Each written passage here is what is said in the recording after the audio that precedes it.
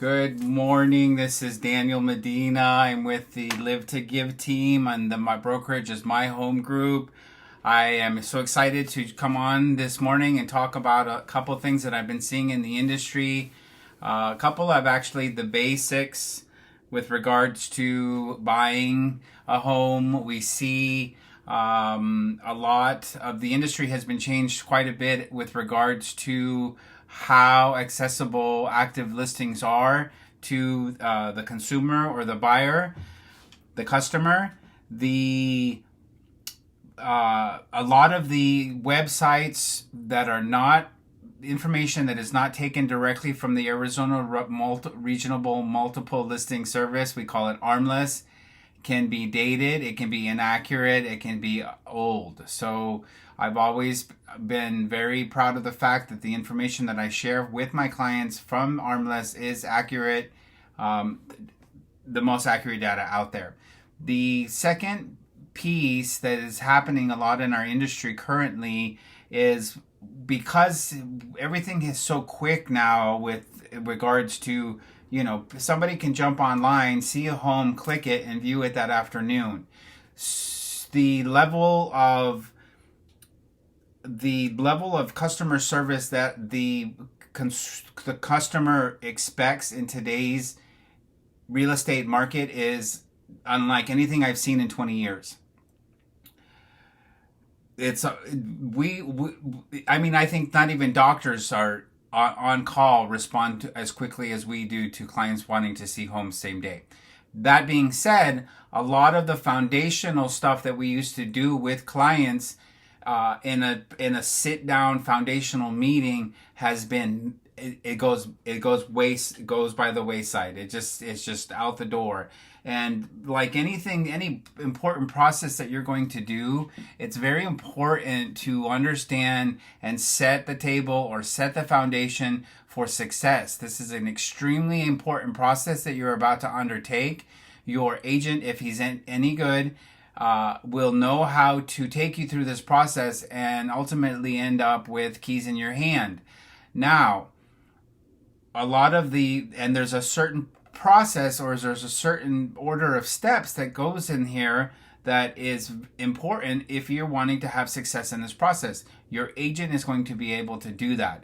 My goal with some of these videos has been to start to reintroduce some of the conversations that we had with clients via YouTube video, because you can watch it on your phone, you can watch it on your computer, you can listen to it on your drive home. So some of this foundational stuff that we used to do with clients over a table, face to face, we're missing. And I'm seeing not only agents be affected by it, but also buyers and sellers. So my goal is to kind of circle back to the important conversations.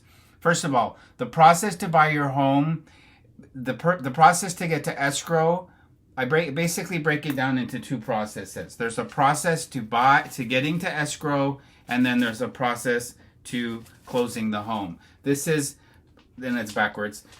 This is how to close the home, 9-step process. This is how to buy a home, 9-step process. Okay? The first step is to decide that you're going to do this. The second step is to have a conversation with the lender so you know what loan program's available. If you're paying cash, you need to have a proof of funds letter so that you're communicating to your agent. One, you're serious about this. And two, you have the ability. It's the who, what, why, when, how, basics of any kind of process. You need to be able to get your how into place to communicate to your agent that this is in fact something that you're going to do. That being said, this process that I just shared with you in buying homes, it has been developed over the years by people that want to make sure that the customer, the buyer, or the seller is represented and is not burned, because it is such an important purchase. All kinds of safety pieces are put into place to protect you, the end consumer. Now, the first relationship that happens is you have a customer, and the customer is owed honesty in all dealings with any kind of agent. I'll maybe go into that in another age, but some of the property descriptions we're seeing versus what the actual product is in the marketplace is completely different. I have to pick my battles. When a customer agrees to partner with an agent, we then have an agency relationship, and now we have client. So customer goes to client. Now we have agency. Agency is important because there's usually two types of agencies. One is representing the buyer, one is representing the seller. Now, when you choose an agent, he then has she then has a fiduciary duty to you, and we'll go into all the different elements of fiduciary. But basically, simply put, he or she now needs to be an advocate for you, and he needs to put his timelines, goals, objectives behind yours. He needs to go bat for you. He needs to fight tooth and nail for you. Anything legal he needs to do for you if you tell him to. And that being said, it's also not a work for relationship, it's a work with relationship. So the two of you, or your agent and your family, are now working towards the finisher's line, which is new keys to your property at the end of the process, and you holding title to home. Okay, so very, very, very important. As a customer, you're owed honesty. As a client, you have a whole basket full of duties that your agent owes you. A lot of people don't go over this, but it's much better to be in a client position than it is to be in a customer position. Loyalty with an agent is much better than one person working with anybody that's going to open a door for them. Okay?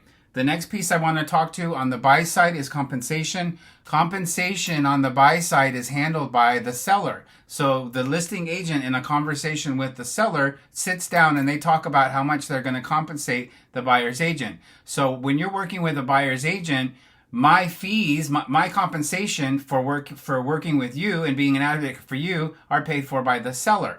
Okay? Very important. So as a buyer, you essentially are getting representation and you're not spending a dime unless you want to tip, right? The thing that I've been telling my buyer clients lately is, especially people who don't know where they want to be in the city. So our valley is huge and we can show you hundreds and hundreds and hundreds of homes. But if you can't rope in where you want to be, this is going to be an exercise in futility. So one of the ways to do that, obviously, is to search online, have conversations with people, look up the history of downtowns, and find out where in the valley. Usually, if you're working, you want to be close to work, or if you have kids in school, you want to be close to the school. Well, if most of those positions are not gone, and a lot of people are working remotely, then there's a lot of options available to you. So you want to be helping in this process of roping in exactly where you want to be in the valley. Okay. One of the ways to do that is through open houses. Open houses are being used. I've been using open houses since 2001. Open houses are being used also by FSBOs who are attempting to sell their home themselves. You are able, once you have had that agency conversation with your agent, to go to any open house in the valley. The first thing you want to do when you open the door is say, hello, good afternoon, I have representation. That lets that agent know that you're already somebody's client. He's still going to show you the home. He's still going to talk about the home, but he's going to respect the fact that you already have a loyalty agency relationship with a buyer, and he's not going to try to acquire you as a client. If you don't say that, he will try to acquire you, or he or she will try to enroll you that's a side product for sale of open houses. Okay, so getting to know a valley via open houses. Hello, how are you? I have representation. Everything's out in the open. Everything's clear. Open yourself to go to open houses. You can't even eat another chocolate. Okay.